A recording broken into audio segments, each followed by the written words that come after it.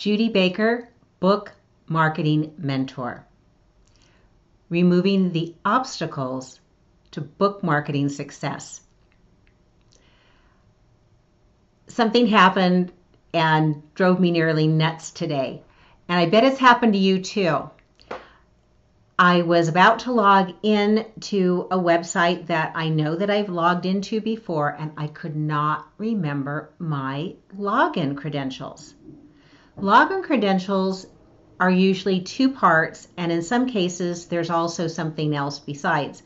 But the basics are you need to know your username and your password. If you're like me, you've got more than 3 accounts, and trying to remember those things is nearly impossible.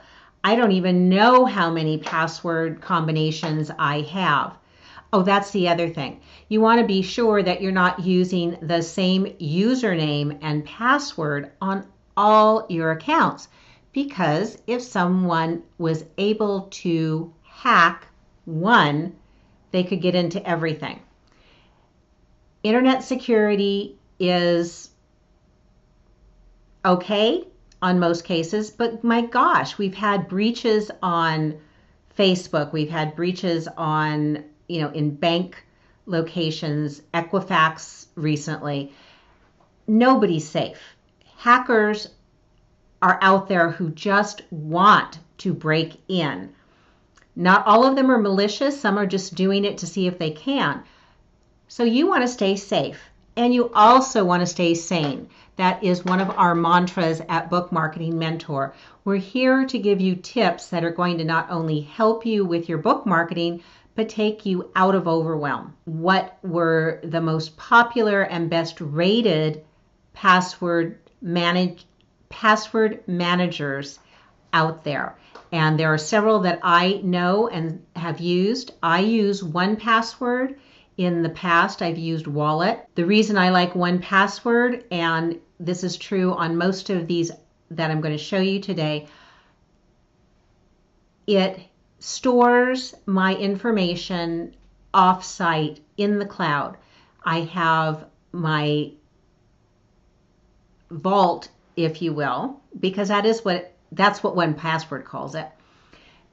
The encrypted vault with all of my passwords, all the combinations that only I can get into because I know my master key, that's stored up in the cloud, and I can access it from any of my devices, mobile, desktop, you name it, doesn't matter. As long as I have access to one of my devices, I can get into my passwords. This has been incredibly helpful because I work on my laptop, my phone, my desktop, my tablets, and it doesn't matter which device I'm logging into to get to my passwords, because it's syncing between all those devices. It's one file, but I have access on all of those devices. So let me just repeat this. For instance, if I'm on my phone and I add a new password or a new password and username combination, that record of the name and password go into that cloud account, and when I go onto my laptop, if I go to that website or program, whatever it is that needs a username and password, I can pull that up. So that's very, very helpful. And I'm often in different locations doing things, and I don't like to have to remember everything. Well, I do want to remember everything, but I would really prefer to spend my brain power looking at what I need to and not having to try to track all of those pieces and parts. Let's start off with Dashlane. Dashlane is a password manager, and Apple now has included it in the latest version of the OS. Well, actually, I think they did it a couple of versions ago. So when you open Safari, you'll see a request. Do you want to use Dashlane? And it's asking you if you want to set it up. I was exposed to Dashlane probably 3 or 4 years ago by one of my geekier friends, Sally Getch, also known as the Word Slinger. And she likes Dashlane because it's simple. And most of these do this too. It works with your browser logins. So as you're going to a website, it will remember you, and when you want to do your login, you can do it right from there, and you can save the logins. It's simple to use. It has autofill, as I said, and it works with both Mac and PC products, Android, Mac OS, and it's not a lot of frills and bells and whistles. It just works. You can see more about it. I'll include the link to this website that I'm on right now, and here I'll just show you that. We're on consumersadvocate.org, and they reviewed 10 different password programs. So Dashlane came out number 1 in their review. I would advise you to check them out. See what you like. Go to the websites for each one of these. And then we'll talk a little bit more about why it's important to do these. But from the consumersadvocate.org website, and I'll have the exact link in the written description, you'll be able to, as you can see, just click on the buttons to go and see that. And it looks like there are deals on some of these. Some of these are paid, some of them are free, some of them have different variations. RoboForm is a password program that my partner Judy Reyes is using, and it uses two-step authentication. So you have to put in more than just your username and password. Two-step authentication is becoming more popular because it's harder to break. And a two-step authentication, any of you on Amazon or using Google, if you log in from a different device, it will ask you to type in a code. So you would have to have 2 different devices. You would have your phone, say, and your computer, and it's going to give you a numeric code that you then replicate, or you pick part of it to input. With Google, it usually asks, are you seeing this number, and are you logging in from a different device? So it makes it safer. We are going to be moving towards biometric identification. You already have that partially on the iOS devices. So for instance, my index finger, I can unlock my MacBook Pro. I can use that when I actually use my finger to unlock my password program, but that is only after I've unlocked it once with my master password. So things are moving that direction. I bought one of the first fingerprint scanners for passwords. Oh my gosh, it was 10 or 15 years ago. At a Macworld, and I thought, oh, this is going to be the wave of the future, but it wasn't quite ready for prime time.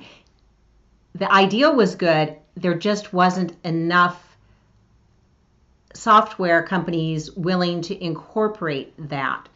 Now that is happening, and I believe, as you know, Apple is using facial recognition to unlock things. We're going to see more and more of that. So again, we're moving into the future. It's awesome. But until then, look at these password managing programs. LastPass, that is another one that I know about that is very popular. And you can see it's not very expensive even to go to the premium account.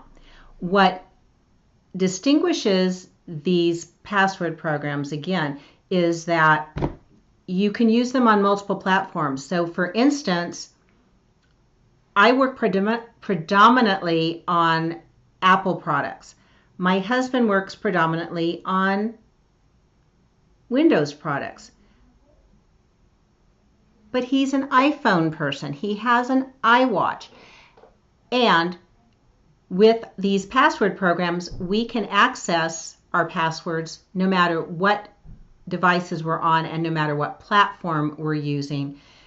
They're platform agnostic for the most part.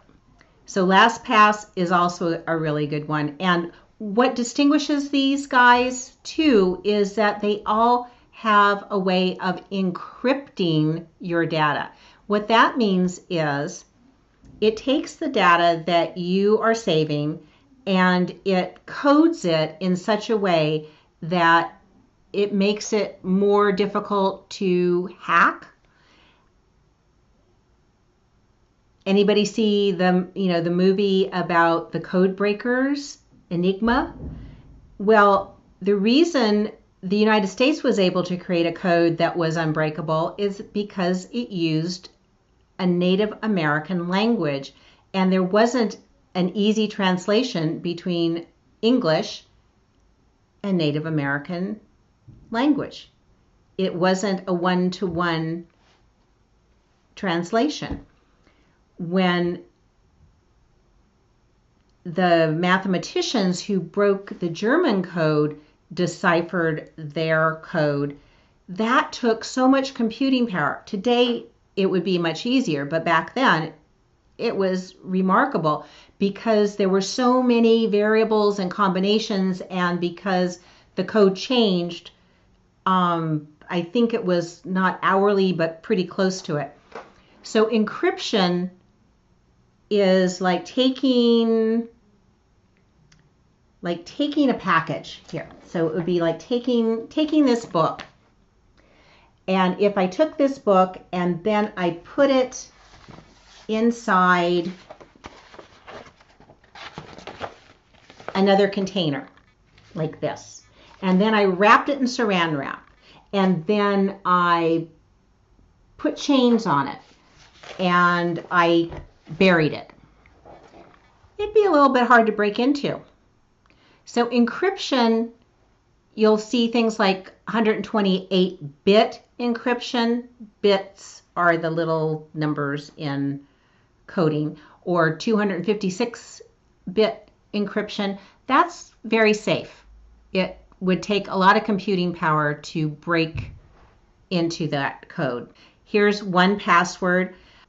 Oh, part of the reason I bought 1Password is I have a family plan. I have my accounts, and through the family plan, my husband has a whole separate login. So we're not sharing that vault, but you can. That's one of the features of 1Password. If you do the family plan or the business plan, it allows you to have one overall account, and then you can have separate vaults. You can have multiple vaults. I shouldn't say separate vaults. You can have multiple vaults. Even one person could have multiple vaults. So you might have a business one. You might have more than one business. So you could have a vault for business A and one for business B. Or if you have a family, for mom, dad, the kids, and the cost is going to stay around, at one price point. But I invite you to take a look at these different password programs. I'm going to show you 1Password because it's the one I'm most familiar with, and we'll just go and see what they've got up on their site because I've been using them for a very long time. They do have a free trial. If that's available with any of these, do that first. Oh, this is what I particularly like. This is, see that looks like a key? Looks like a keyhole because it's a lock and key. This is so cool because you can go in.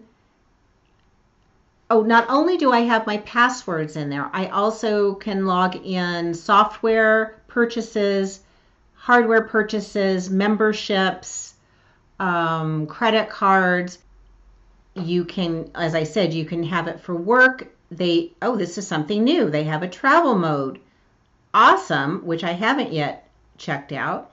And like I said, they have a family pack as well. The software is made by AgileBits. They do a blog and they help you understand how to use it. But AgileBits has been very responsive. It is a solid company. You can pay it on a monthly or an annual basis. And as I said, they have the family pack. That doesn't necessarily mean family. You can still do it for business.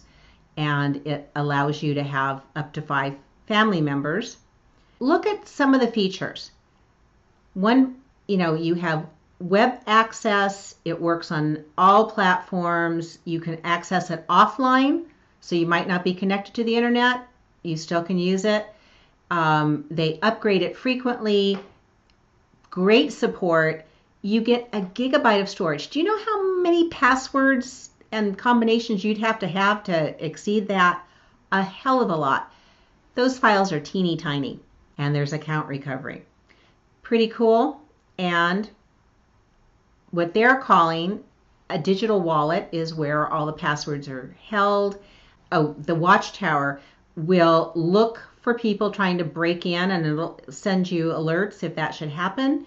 And now with this new travel mode, you can take your most sensitive stuff out of your vault, and then you can restore it when you wish to do that. Now, why does it matter? Why do you want to have a password program? Well, let's see. I had recommended that you start out with a spreadsheet, but a spreadsheet is kind of a static thing. It doesn't update on the fly. You do not want to keep using the same password and username combination over and over again. That is inviting trouble. And I know people who got hacked. Somebody broke through one password combo and then they could get into everything. Be safe. Be well. Judy Baker, Book Marketing Mentor. Removing the obstacles to book marketing. If you like these tips, share them with your friends. You can pin our episode from the blog right to your Pinterest account and use the hashtag Book Marketing Mentor. I'll see you again with another tip for authors.